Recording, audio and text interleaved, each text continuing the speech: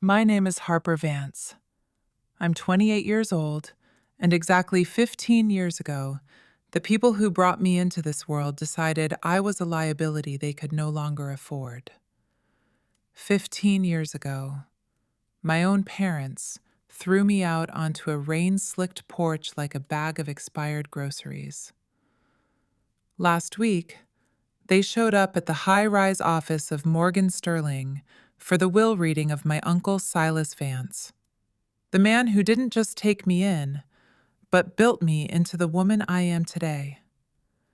They arrived with over-rehearsed smiles of grief and a private attorney who looked like he specialized in predatory litigation, absolutely certain they were about to inherit a Pacific Northwest real estate empire.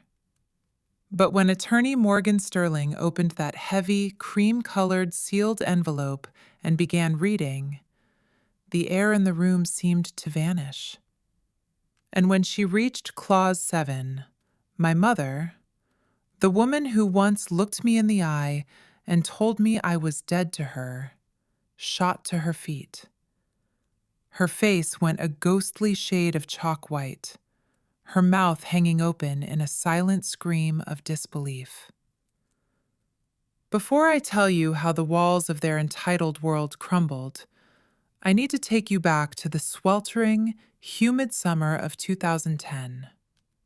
I was a 13-year-old girl living in a house where love was a finite resource, and I was always the one left with an empty plate. Growing up in a cramped, wood-paneled ranch house in a blue-collar pocket of southeast Portland, I learned early that affection in the Reed household was a commodity traded for beauty and compliance.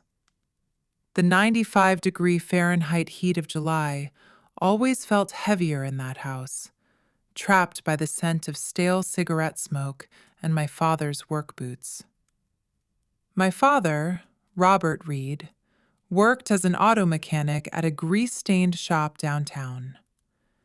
He was a man whose spine seemed to have been replaced by a series of yeses to whatever my mother demanded. My mother, Stacy, worked the checkout line at the local Safeway and ran our household with the cold, calculating precision of a prison warden who knew exactly who deserved a reward and who deserved solitary confinement. My sister, Tessa, was 2 years older than me, and in my mother's eyes, she was the only one who truly existed. She had Stacy's curated golden blonde hair, those piercing blue eyes that always seemed to be looking for a camera, and a performative laugh that won over every neighbor on the block. "Tessa is your twin, Stacy," the ladies at the Sunday barbecue would chirp, and my mother would glow like a spotlight had been hit. I, on the other hand, was a genetic outlier, the living image of my late grandmother on my father's side. Brown hair, brown eyes, and a quiet, analytical mind that my mother mistook for defiance. She never said it was a disappointment out loud, but the silence she gave me was louder than any insult. The differences weren't just felt. They were measured in dollars and effort. For Tessa's 15th birthday, Stacy transformed the backyard into a Pinterest-perfect gala with 15 hand-picked guests, a 3-tier artisan cake from that expensive bakery on Hawthorne, and a professional-grade karaoke machine. For my 13th birthday, exactly 3 months later, the celebration was reduced to the 4 of us sitting around a Formica kitchen table under a flickering fluorescent light. The centerpiece was a soggy, marked-down sheet cake from the Safeway bakery where Stacy worked. The blue frosting simply said, "Happy Birthday." No name, no personal touch, just a generic leftover from a canceled order that cost her 50 cents and zero thought. I didn't realize the depth of the rot until I was 12. That's when I discovered Tessa had a college savings account at Wells Fargo that had been growing since she was 5. 8 years of consistent deposits, thousands of dollars earmarked for a future she hadn't even earned yet. I asked Stacy why I didn't have one.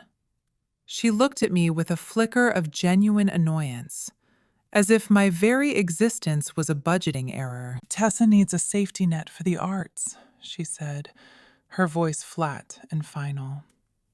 "You'll figure something out, Harper. You're built for the grind. You're good at adapting to the scraps." That was the first time I understood my role in the Reed family. I was the spare tire, kept in the trunk just in case, but never meant to see the light of day. The summer of 2010 changed everything.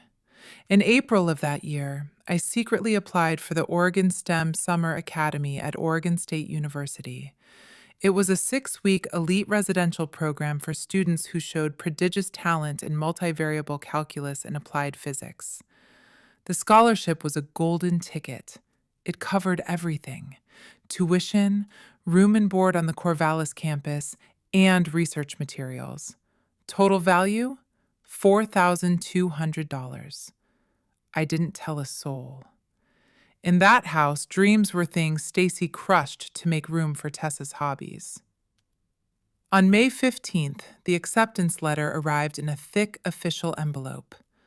Out of over 2,000 applicants from every corner of the state, only 50 had been selected. I was one of them.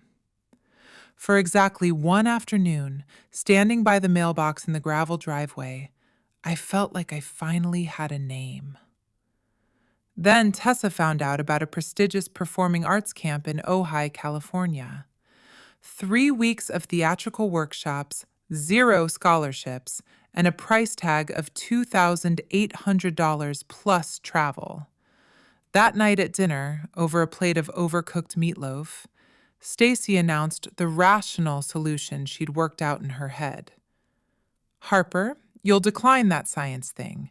We can't afford the gas and supplies to send both of you away, and Tessa's drama camp is essential for her brand and her college applications." She said it with the casual indifference of someone canceling a Netflix subscription, not annihilating a child's future.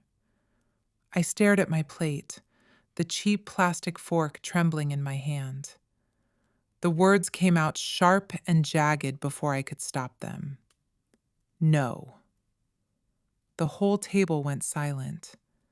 The only sound was the rhythmic, irritating hum of our outdated GE refrigerator. "Excuse me?"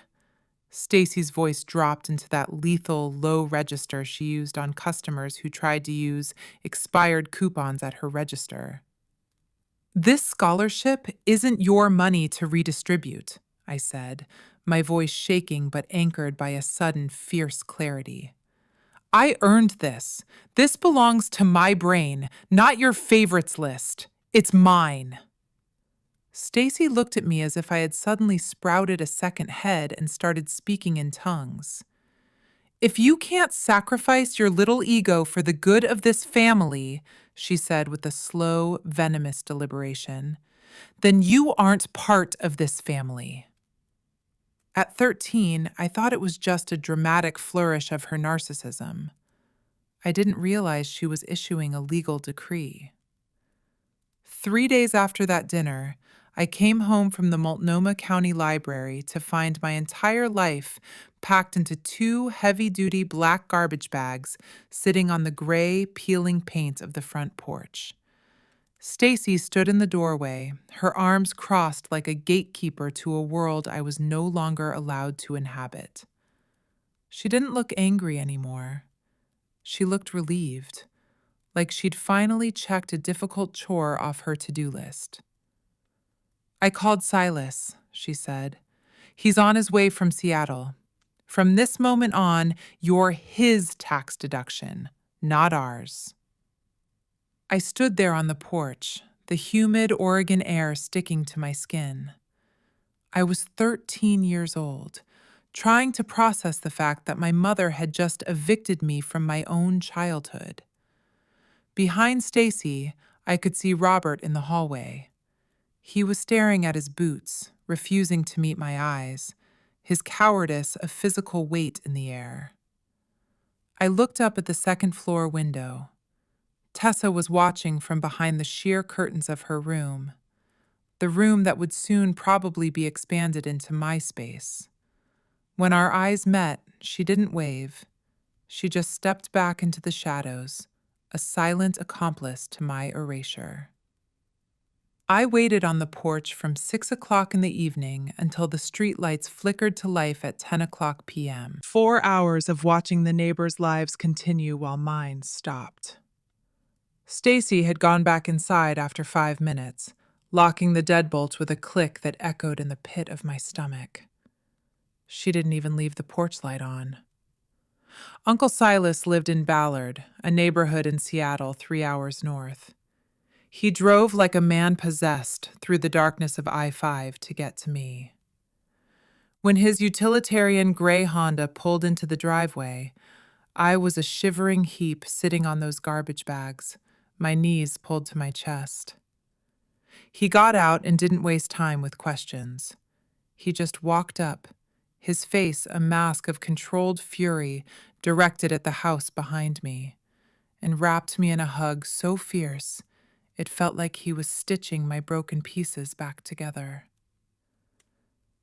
"From now on, Harper," he said into my hair, his voice a low rumble of protection.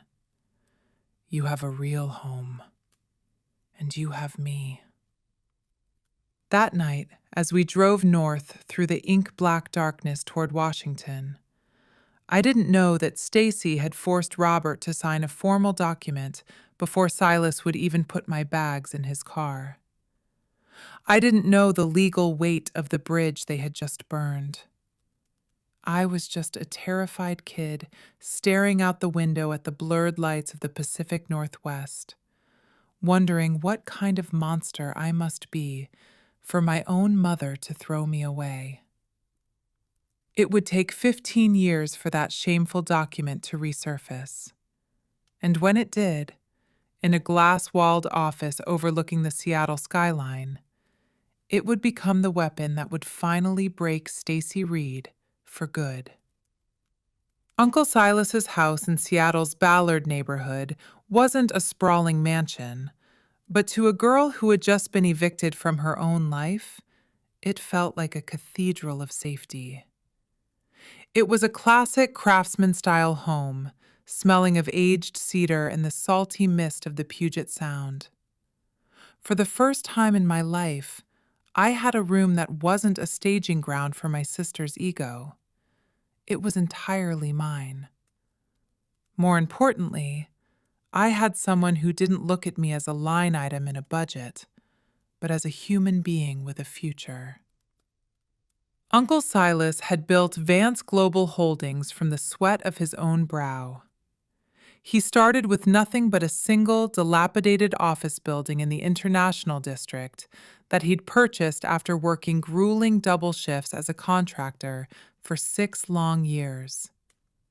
By 2010, he owned a strategic portfolio of 8 commercial properties across the Seattle metro area, from the tech hubs of South Lake Union to the historic blocks of Capitol Hill.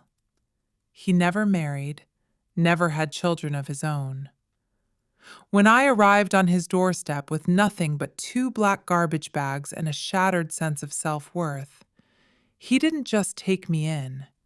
He invested in me with the ferocity of a man who knew exactly what it felt like to be underestimated.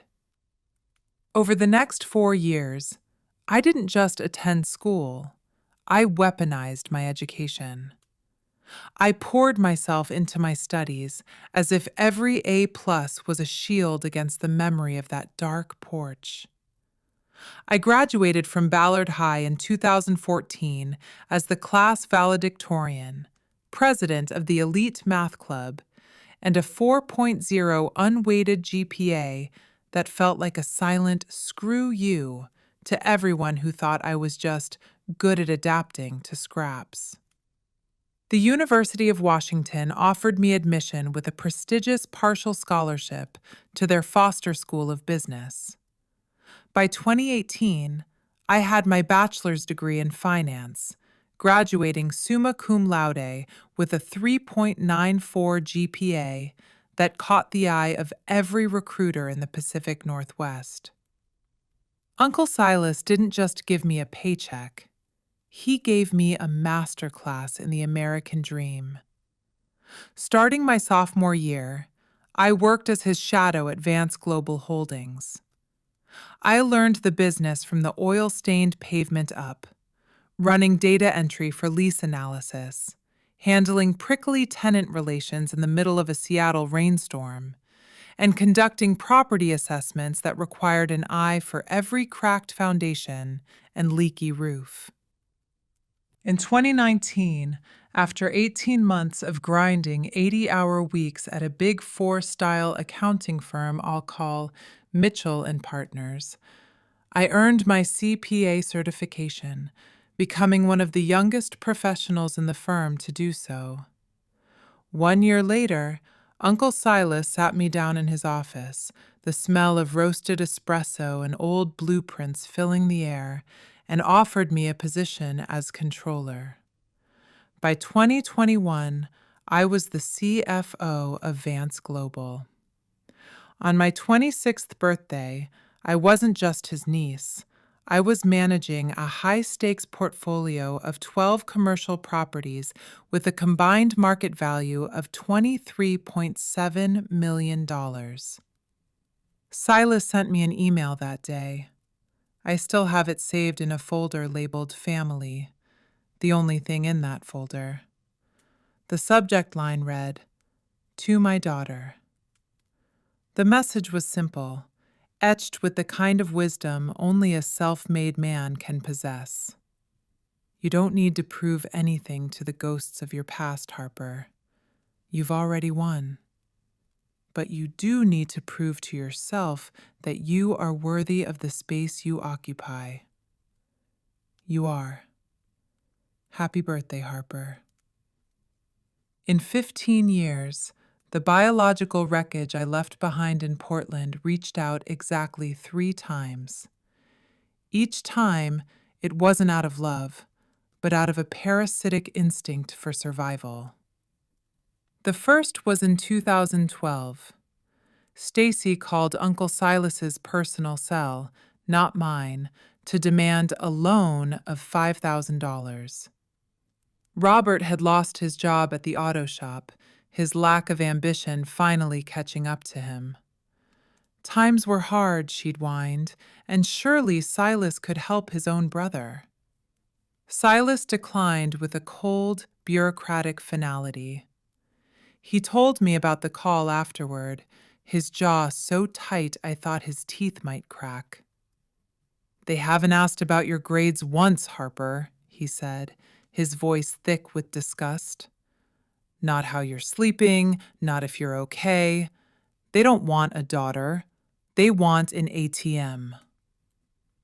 The second contact came in 2016. Tessa mailed me a wedding invitation. No personal note, no, "I'm sorry for watching you sit in the dark for 4 hours." Just the formal, cream-colored card with my name and Silas's Seattle address printed in a font that screamed entitlement. I didn't attend. I didn't send a gift. I didn't even give them the satisfaction of a no RSVP. I simply let the invitation rot in the recycling bin. The third was in 2020. Stacy sent me an email. The first direct contact she'd initiated since she slammed that deadbolt 15 years ago. The subject line was disarmingly casual. Checking in. The message mentioned that she'd seen an article in the Seattle Business Journal about Vance Global Holdings expanding into the lucrative East Side market in Bellevue. She hoped I was doing well and suggested we should catch up over coffee sometime soon. I deleted the email without a second thought. I wasn't holding a grudge. I had simply built a life that had no architectural space for people who only saw me when I was successful. In the summer of 2024, the foundation of my world shifted. Uncle Silas received a diagnosis that no amount of real estate wealth could fix. Congestive heart failure, advanced stage. The doctors at Swedish Medical Center gave him 12 to 18 months. He fought for 8. During those final months, Silas met with his estate attorney, Morgan Sterling, multiple times. He updated his will in June 2024, just 6 months before the light went out of his eyes. When I asked him about it, holding his hand while the rain drummed against the hospital window, he just smiled. "Everything's taken care of, Harper," he said, his voice a raspy whisper. "You focus on the legacy. I've handled the sharks." I didn't know the depth of his planning. I didn't know about the legal landmines he'd laid for my parents. I trusted him completely. I had no idea the storm that was about to break. Uncle Silas passed away on February 28, 2025. He went peacefully in his sleep at Swedish Medical Center, his hand in mine, as the first light of a Seattle dawn touched the skyline. 1 week later, on March 7th, I was in my office at Vance Global when my phone buzzed with an unknown 503 area code. Portland. I almost didn't answer. "Harper." The voice was immediately recognizable, like the sound of a rusted gate swinging in the wind. 15 years hadn't changed Stacy's particular way of saying my name, like I was a bitter pill she was being forced to swallow. "Stacy." I kept my voice as neutral as a financial audit. Not Mom, just her name. A brief, heavy pause. I could almost hear her recalculating her strategy on the other end of the line. "I heard about Silas," she said, her voice dipping into a practiced, syrupy grief. "I'm so sorry for your loss. I was thinking I should come up for the memorial service, pay my respects to family." "The memorial was 3 days ago," I replied, my tone flat. Another pause, longer this time. "Oh, well, I also heard there's a will reading coming up. Family has a right to attend these things, you know, especially when it involves a brother's estate. It's only right that Robert is there to support his brother's legacy." There it was. The vulture had finally landed. "How did you find out about the will reading?" I asked. "I have an attorney, Victor Harrington. He made some calls." The name triggered a memory of a man Silas had once called a bottom feeder with a law degree. I spoke to Morgan Sterling the next morning, and she confirmed my suspicions. Stacy had hired Harrington to file a formal claim challenging the will. Their grounds? Undue influence. They were alleging that I had manipulated a dying man in his final months to hijack his fortune. They were also demanding to attend the will reading as immediate family members of the deceased. I stared at the photo of Uncle Silas on my desk. In the picture, he was wearing his favorite Seahawks cap, smiling with a look that said he knew exactly what was coming. Morgan Sterling's office was on the 47th floor of the Columbia Center, the tallest building in the city. On March 10th, the clouds were low and the rain streaked the glass like tears. Morgan laid out the situation with the cold efficiency of a chess grandmaster. "Victor Harrington filed a formal challenge on behalf of Robert and Stacy Reed," she said, sliding a thick legal folder across her desk. The claim alleges you isolated Silas from his true family. They're demanding 50% of the total estate. I read through the filing, my stomach turning as I saw Stacy's words describing me as an opportunist who abandoned her family only to return when there was money to be made. They're betting you'll pay them off to avoid a public scandal, Morgan agreed. It's a classic shakedown. I looked down at the challenge filing, feeling the familiar heat of the 13-year-old girl on the porch rising in my chest. Do you have any documentation of what happened in 2010? Morgan asked. Anything that proves they gave you up? I was 13, Morgan, I said, my voice hollow. I didn't keep a paper trail of my own abandonment. Silas did. Morgan was already reaching for her phone. She dialed her assistant and asked for a specific, vaulted file from the 2010 archives. 20 minutes later, the assistant returned with a yellowed, legal-sized folder. Morgan opened it carefully, scanning the contents before looking up at me with an expression that was part pity, part triumph. Harper, did you know about this? She slid a document across the desk. The header read, Voluntary Relinquishment of Parental Rights and Transfer of Guardianship, dated July 15, 2010. My hands were trembling. I'd been sitting on that porch in the dark, and all the while Stacy had been inside, legally erasing me. What does this mean for their claim? I asked. Morgan's eyes turned stone cold. It means Robert Reed has no standing. Legally, he isn't your father. He severed that connection himself for the price of a car ride to Seattle 15 years ago. Morgan offered me two paths. Option 1, negotiate a go-away settlement of maybe $500,000. Option 2, proceed with the will reading and let them walk right into the trap Silas had set 15 years ago. Harold anticipated this, Harper, she said. He wanted the truth on the record. I went home that night and sat in the quiet of the house Silas had left me.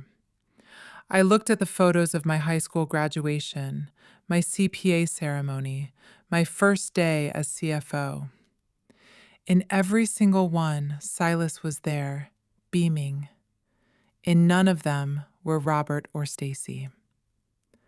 At 7 a.m. the next morning, I called Morgan. Proceed with the will reading, no settlement.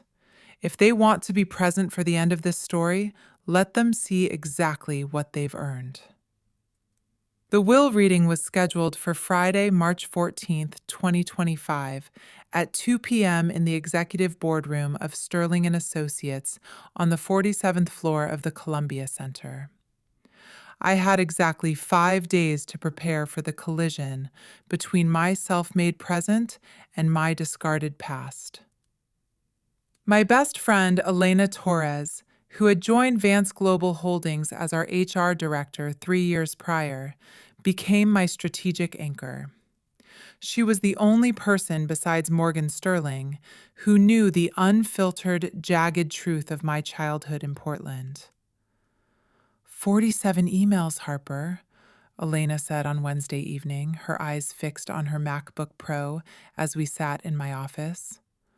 47 digital receipts of Silas trying to bridge the gap and being met with nothing but requests for cash. The emails painted a devastatingly clear picture of a fractured brotherhood. In 2002, Robert had borrowed $80,000 from Silas with a signed promissory note and a solemn promise to repay it within 5 years to help start a franchise that never materialized. 23 years later, not a single cent had been returned. That broken financial promise had eroded the foundation of their relationship long before I ever set foot on that porch in 2010.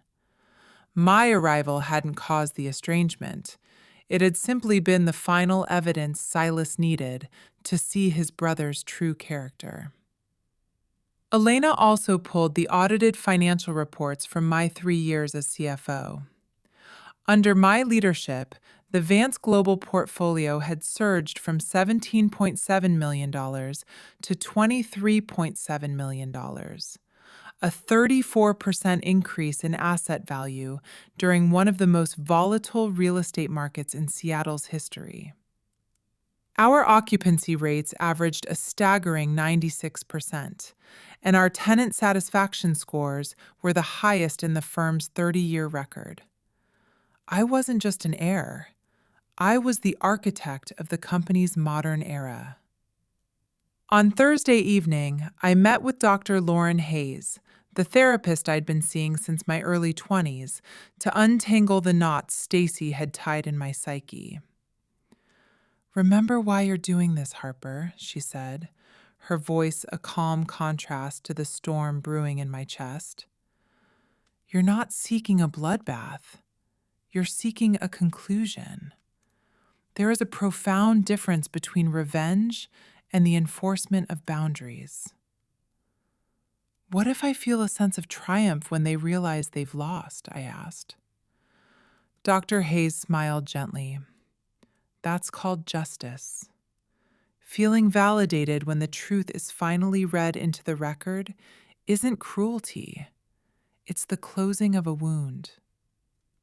I drove home that night through Seattle's rain-slicked streets, the neon lights of downtown blurring against the windshield. I looked at myself in the bathroom mirror before bed. The 13-year-old girl with the garbage bags was still there, but she wasn't in charge anymore. I was. Friday arrived with a heavy, overcast sky that turned the waters of Elliott Bay into a sheet of polished steel. I arrived at the Columbia Center 15 minutes early, wearing a navy blue tailored suit from Nordstrom, professional, understated, and armored. I'd learned from Uncle Silas that the most powerful people in the room never need to raise their voices to be heard.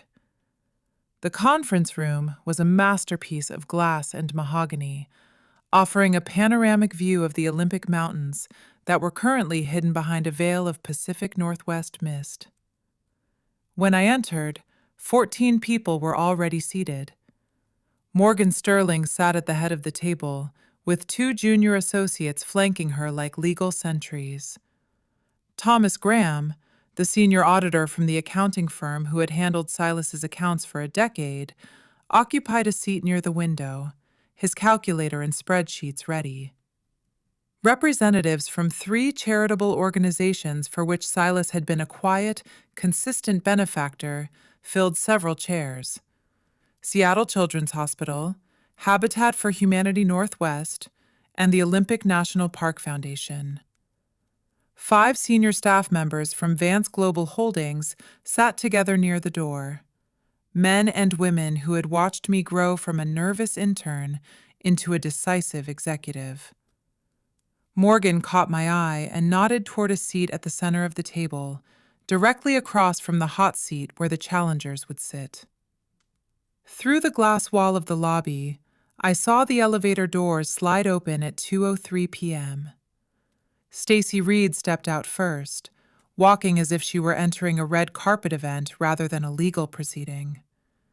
She had dressed for the role of the grieving sister-in-law: a black designer dress, a strand of oversized pearls, and a face full of carefully applied makeup intended to hide any trace of predatory intent.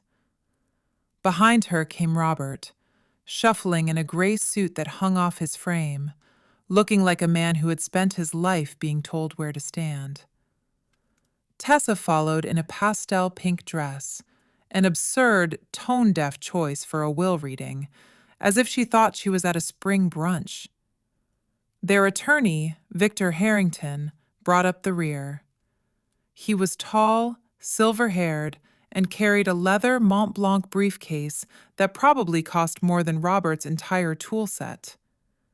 He radiated the polished, hollow confidence of a man who made his living off the desperation of others. Stacy entered the room like she owned the deed to the building. She surveyed the space with a practiced expression of dignified sorrow, her eyes sweeping over the charity reps before landing on me. "Ah," she said, her voice projecting to the corners of the room in that theatrical way she'd perfected. "You're here already, Harper. I was hoping we could speak privately before the formalities begin.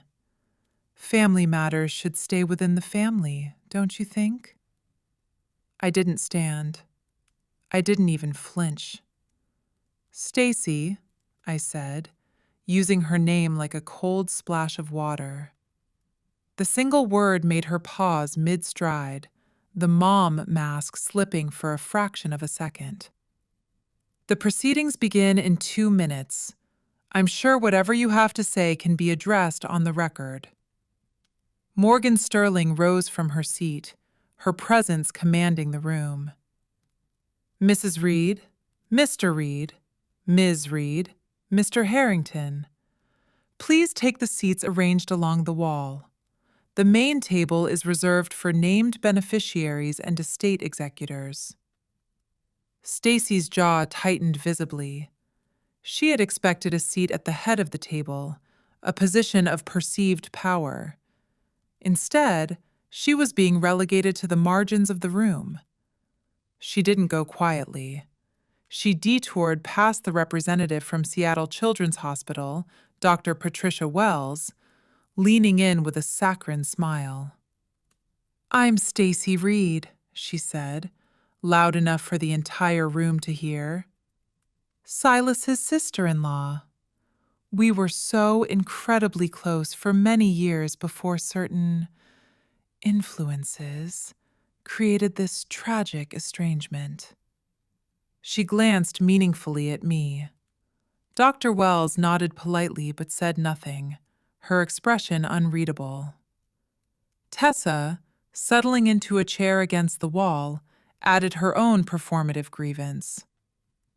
"Uncle Silas used to visit us in Portland all the time when we were kids. It's just so confusing why some people are at the table and the rest of us are back here." Victor Harrington was already scribbling on a legal pad, his pen moving with predatory speed as he looked for any reaction he could twist into a claim of emotional distress. I gave him a blank stare of corporate indifference. Stacy took her seat beside Tessa, but she wasn't finished.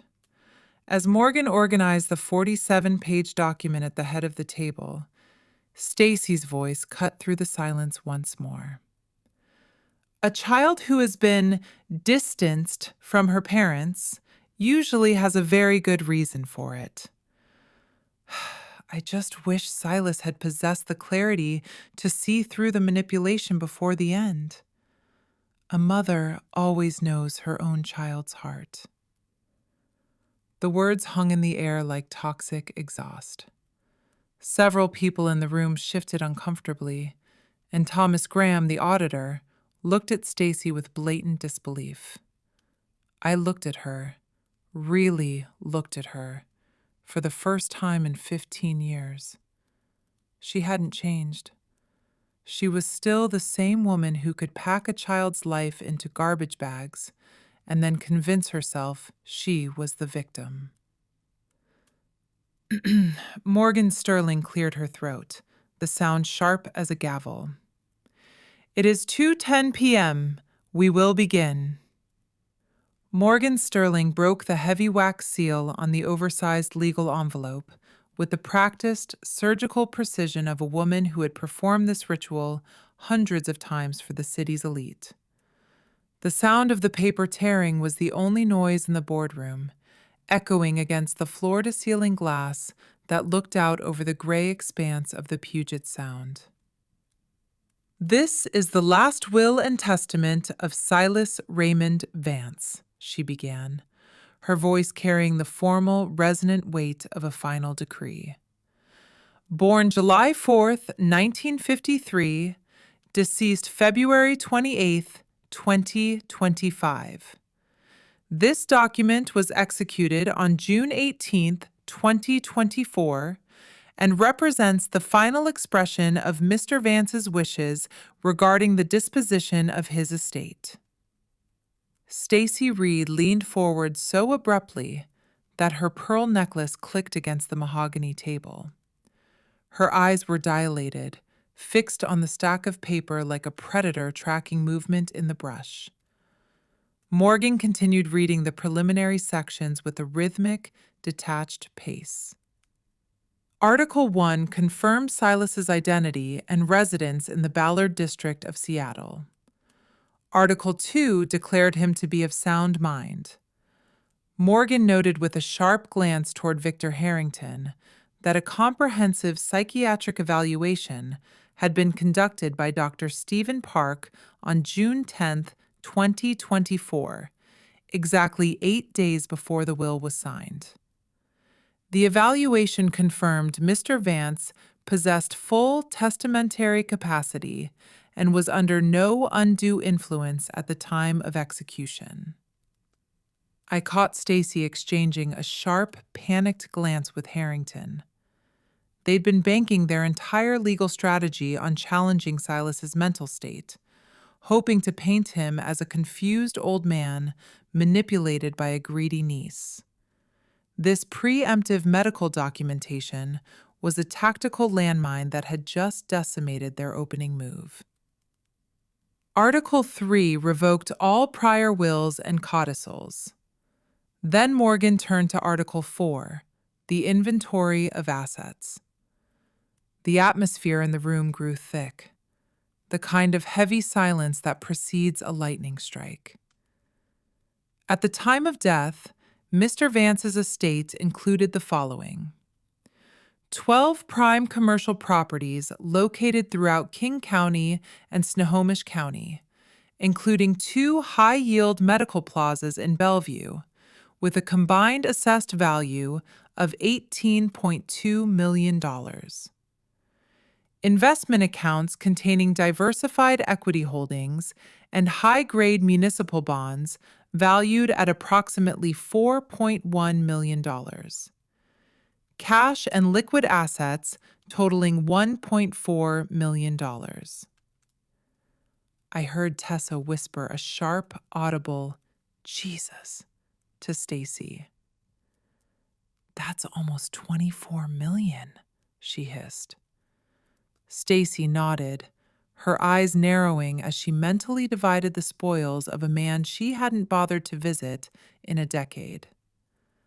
Morgan looked up briefly, her spectacles catching the dim afternoon light. The will contains 47 pages. I will now proceed to Article 5, which addresses specific bequests and exclusions. She turned the page. The crisp sound of the paper felt like a slap in the quiet room. Article 5. Regarding Robert James Reed, brother of the deceased. Stacy actually allowed a small, triumphant smile to touch her lips, likely imagining a massive payout for her husband. She wouldn't be smiling for long. Morgan's voice was steady as she read the opening line. I make no provision in this will for my brother Robert James Reed for the following reasons, which I wish to be read aloud and entered into the record. Stacy's smile flickered and died. Morgan continued reading Silas's words. First, in March of 2002, Robert borrowed $80,000 from me with a notarized written promise to repay the full amount within 5 years. 23 years have passed. Not $1 has been returned. I have retained the original promissory note as a permanent record of this financial betrayal. Robert's face went a ghastly shade of pale, his hands trembling as they rested on his knees. He hadn't expected his brother's memory to be so long, or so documented. Second, on July 15, 2010, Robert and his wife Stacy voluntarily executed a legal document relinquishing all parental rights to their daughter, Harper Marie Vance, transferring full guardianship to me. This document was properly witnessed and notarized under the laws of the state of Washington. Stacy shot to her feet, her chair screeching against the hardwood floor. "Ah! What does that have to do with anything?" she shrieked, her grieving mask finally shattering to reveal the jagged anger beneath. "That was a private family matter."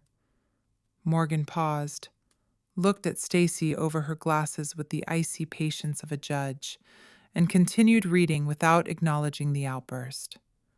The significance of this document is as follows.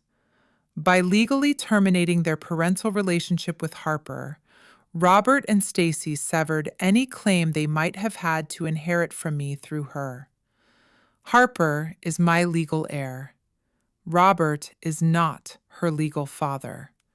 Therefore, Robert has no familial relationship with my designated heir and no standing to challenge this will on grounds of family connection. Robert stood now too, his voice a weak, desperate croak. "This is ridiculous. I'm Silas's brother. We shared the same blood." Victor Harrington grabbed Robert's arm, pulling him back down, but even the attorney's face had gone a dull shade of gray. Morgan reached into her file and produced a document. For the record, the original voluntary relinquishment of parental rights is on file with King County Family Court, file number 2010-GH-5847. I have a certified copy here, which any party may examine. She laid the document on the table like a sentencing order. Stacy stared at it as if it were a live grenade. Stacy didn't sit back down. The air in the room was electric with her desperation. Her voice rose, sharp and echoing. "This is a setup. That paper doesn't mean anything in the eyes of God. We're still her family." Morgan's voice remained level, cutting through the hysteria. "Mrs. Reed, I must ask you to take your seat. Disrupting the formal reading of a will is a matter the court takes very seriously, and I will not hesitate to call security to have you removed from this floor." Stacy ignored her, pointing a shaking, manicured finger directly at me. "She did this. She manipulated Silas against his own blood. She poisoned his mind while he was weak." Dr. Patricia Wells from Seattle Children's Hospital looked visibly revolted by the display. Tessa tugged at Stacy's sleeve, her voice a frantic whisper. "Mom, sit down. Everyone is looking at us." "I don't care who's looking," Stacy's voice cracked. "I want to know how this happened. Silas and Robert were brothers." Finally, I spoke. My voice came out cold, measured, and perfectly calibrated, the way Silas had taught me to speak when the stakes were highest. "Sandra," I said, using her legal first name to strip her of any maternal authority, "you made a choice 15 years ago. You put my life in garbage bags and left me on a rain-soaked porch in the dark. Then you went back inside into the heat and signed a document giving me away like I was a piece of unwanted furniture. I was 13 years old." The room was suddenly vacuum-sealed silent. "That was your decision," I continued, my eyes locked onto hers. "Not mine, not Uncle Silas's. Yours. Everything that is happening today, every dollar you aren't getting, is simply the harvest of the seeds you planted that night." Stacy's mouth opened, but only a dry, huffing sound came out. I looked at her steadily. I don't hate you. I don't have enough room in my life to feel something that intense for you. But I also don't owe you a single cent. You ensured that when you signed that paper. Victor Harrington was writing furiously on his legal pad, his brow beaded with sweat. Morgan cleared her throat. If we may continue, I haven't yet read the most critical section, Clause 7. Stacy finally sank back into her chair, her chest heaving. But Clause 7 was the one that would truly incinerate her hopes of a payday. Morgan turned to page 12 of the will and paused, letting the tension build until it was almost unbearable. Article 7. Designation of sole beneficiary. The room held its breath. I hereby bequeath the entirety of my estate, including all real property, investment accounts, liquid assets, and personal effects, to my legally adopted daughter, Harper Marie Vance. Adopted. The word hung in the air like a thunderclap over the sound. Stacy's face went ghostly, actually white, as if the blood had been siphoned from her body. Adopted? Robert's voice was a hoarse whisper. Since when? Morgan answered with the same clinical precision she'd used throughout the afternoon.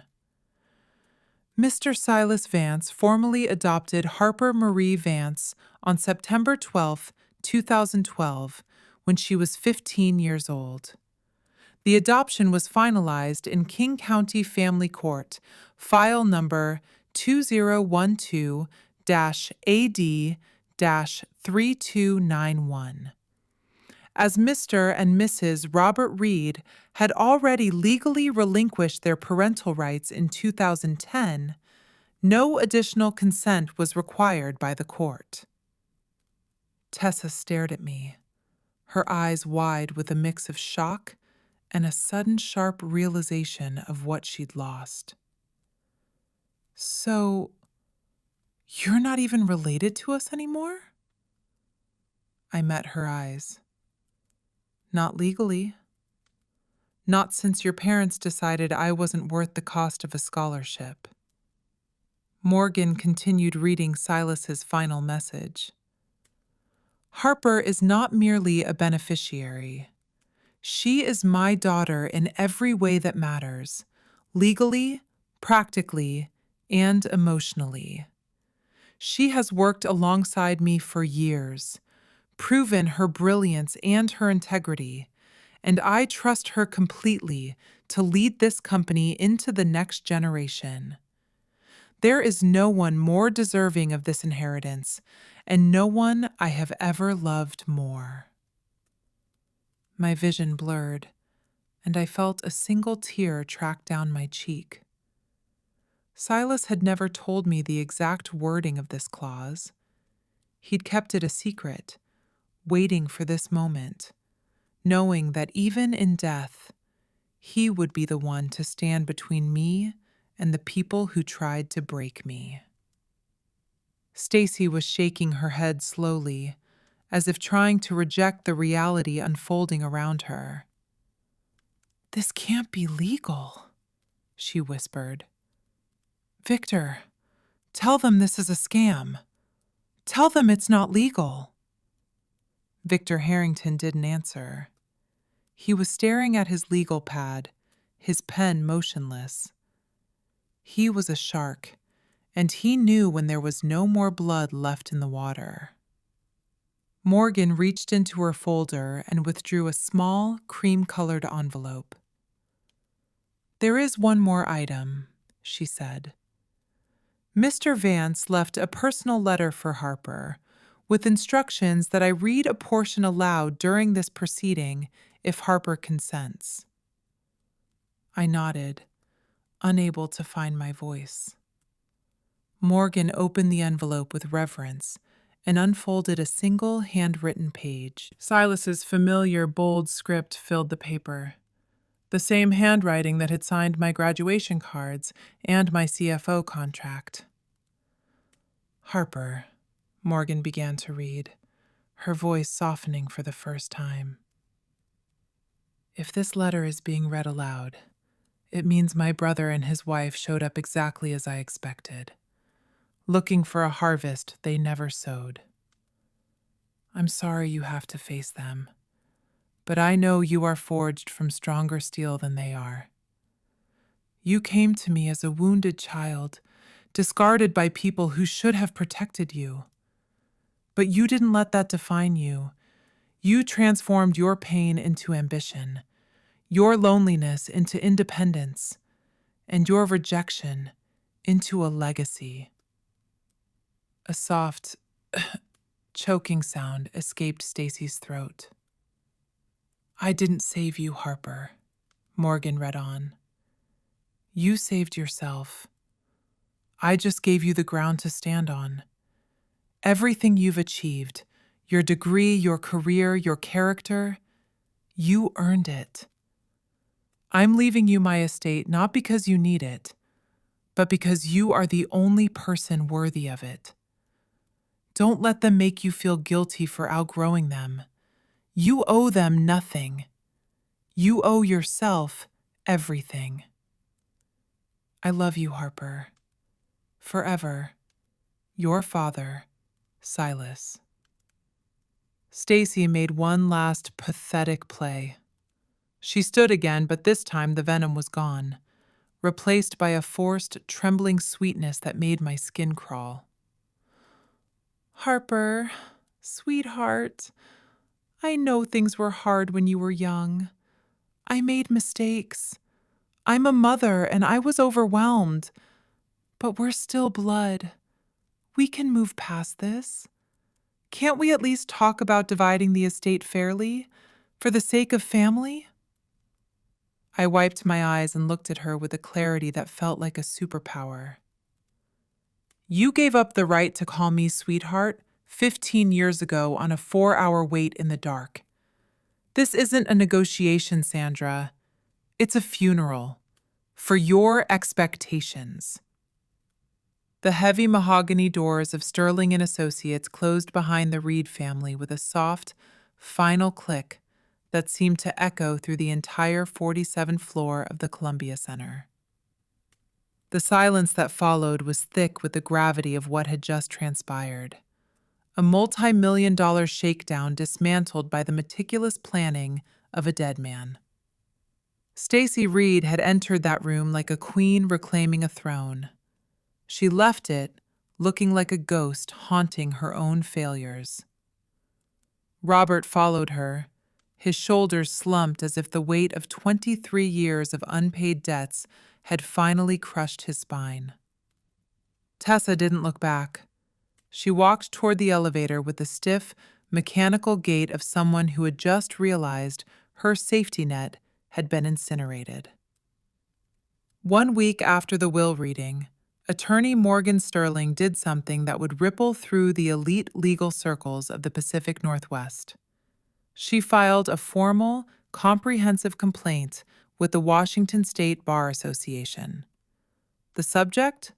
Victor Harrington's egregious ethical violations. I hadn't asked her to do it. Morgan did it because in the world of high-stakes estate law, integrity is the only currency that doesn't depreciate. She felt a professional obligation to excise a tumor from the bar.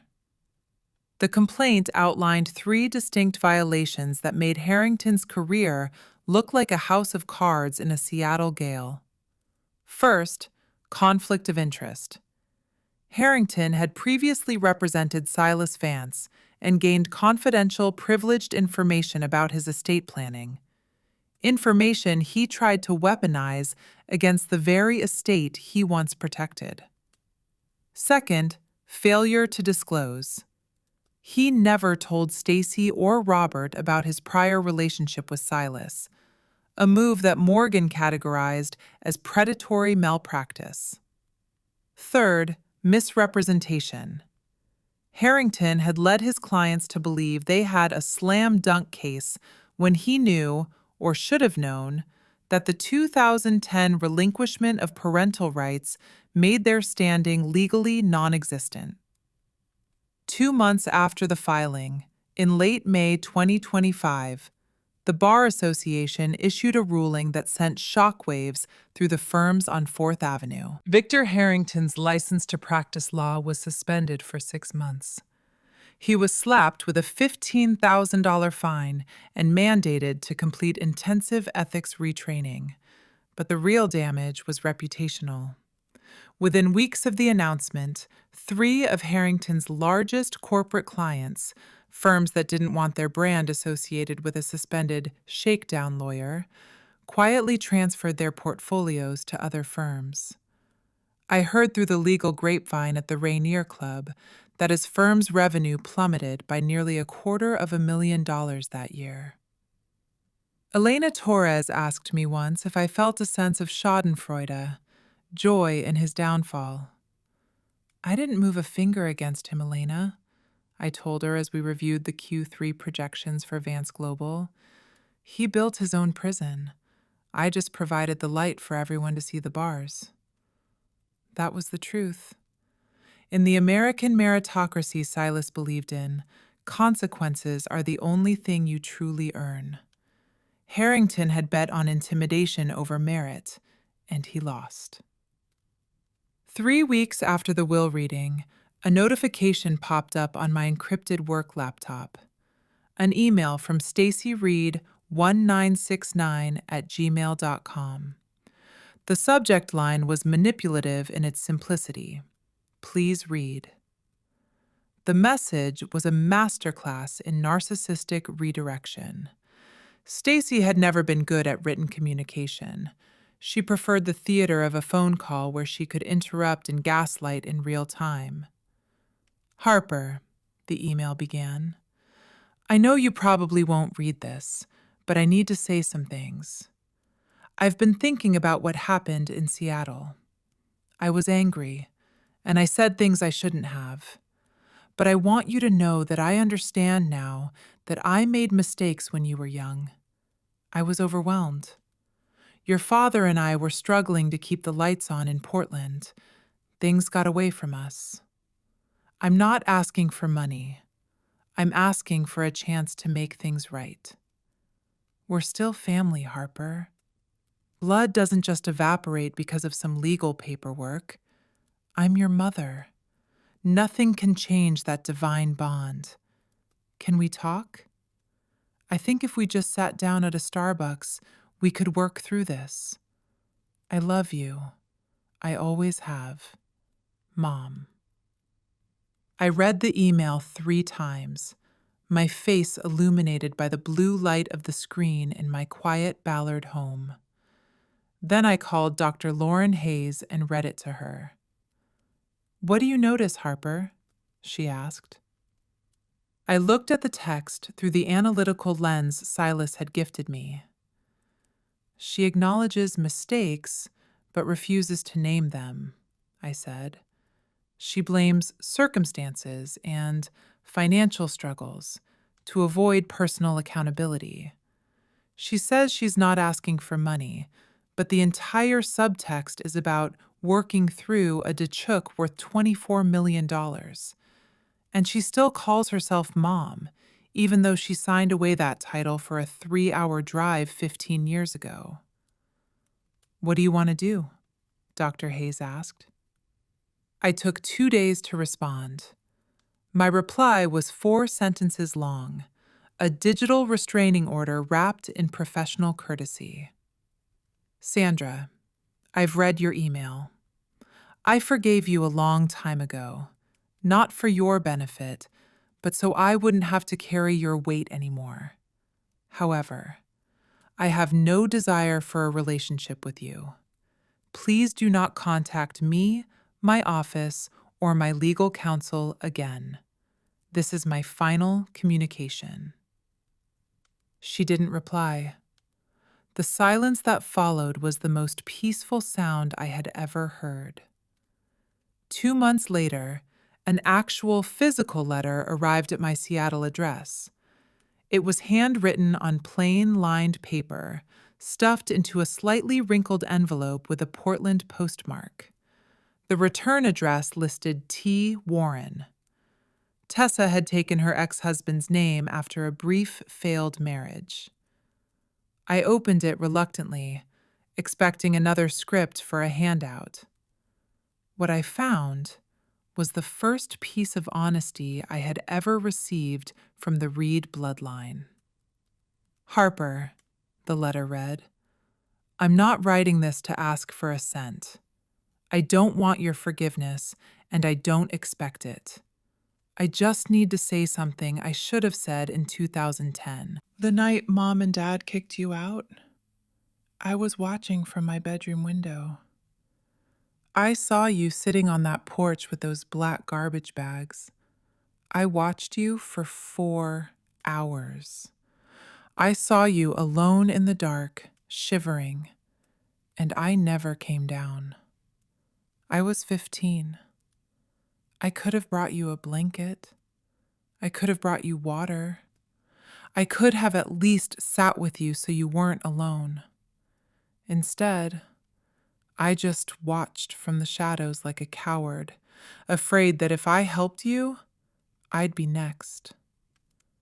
That image has haunted me for 15 years. Every time Mom would talk trash about you, making herself the victim, I would think about that window.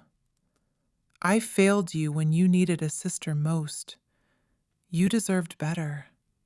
If you never want to see me again, I get it. But I couldn't let another year pass without telling you the truth. Tessa. I read Tessa's letter 4 times. It was raw, jagged, and devoid of the Stacy-approved narrative. It was the first time anyone from that house had acknowledged the 4-hour wait in the dark. I didn't write back immediately. I needed time to decide if there was anything worth salvaging from the wreckage of our sibling bond. Eventually, with Dr. Hayes's guidance, I wrote back with ironclad conditions. Tessa, I appreciate the honesty in your letter. It took courage to admit to that cowardice. I'm not ready for a relationship, but I'm open to cautious, structured contact under 3 conditions. First, 0 contact through Sandra or Robert. If you relay a single message from them, we are done. Second, no discussions about money, the estate, or Silas, ever. Third, I reserve the right to end any conversation without explanation. If you can respect these boundaries, we can start with a 15-minute video call once a month. Surface level only. We'll see where it goes. Harper. Her reply came 3 days later. A single word. Accepted. Our first call was in September 2025. She looked different. Tired, older, working as a nail technician in a strip mall in Beaverton while raising 2 kids. We talked about the Seattle weather and the Portland traffic. It was awkward, fragile, and entirely on my terms. For the first time, I wasn't the victim of the family dynamic. I was the architect of it. March 14th, 2026, exactly 1 year since the will reading. I stood outside a modest brick commercial building on Capitol Hill. This was the first property Uncle Silas ever purchased back in 1987. The building had been fully renovated over the winter. New energy-efficient windows, a restored facade, and a lobby that hummed with the energy of new tech startups. But I was here for the bronze plaque mounted beside the main entrance. The Silas R. Vance Building. in memory of a man who chose love over blood, 1953 to 2025. I touched the cool metal of the letters. In the year since his passing, Vance Global Holdings had grown by 12%, bringing our portfolio value to a staggering $26.5 million. More importantly, the Vance STEM Scholarship had awarded its first 5 grants. 5 kids from abusive or broken homes, each receiving full funding for elite summer programs in robotics and advanced mathematics. Dr. Patricia Wells had helped me handpick them. They weren't just names on a ledger. They were versions of me that wouldn't have to wait 4 hours in the dark. Elena walked up beside me, tucking her hair behind her ear as the Seattle sun finally broke through the clouds. "You okay, boss?" she asked. I looked up at the clear blue sky over the Space Needle. "I'm peaceful, Elena," I said. "And in this city, that's worth more than the real estate." If you look at my story through the lens of modern psychology, there's a concept called conditional self-worth. It's the toxic belief that you are only valuable if you meet the demands of narcissistic people. I spent my first 13 years trapped in that cage. What saved me wasn't Silas's millions. It was his unconditional acceptance. He saw Harper Vance for who I was, not for what I could do for his ego. Here is the takeaway from the legacy of Silas Vance. You do not need anyone's permission to know your own worth. You have every right to build a wall around your peace, even if the people outside that wall share your DNA. Forgiveness is a gift you give yourself to stop the bleeding. Reconciliation is a choice you make only if the other person is willing to put down the knife. Your story is yours to write, and you don't have to use anyone else's pen. Thank you for standing with me through this reckoning. If you've ever had to find your own light in the middle of a dark porch, know that the dawn is coming. Stay resilient, set your boundaries, and never apologize for outgrowing the people who tried to keep you small. Thank you for staying until the end. See you in the next story.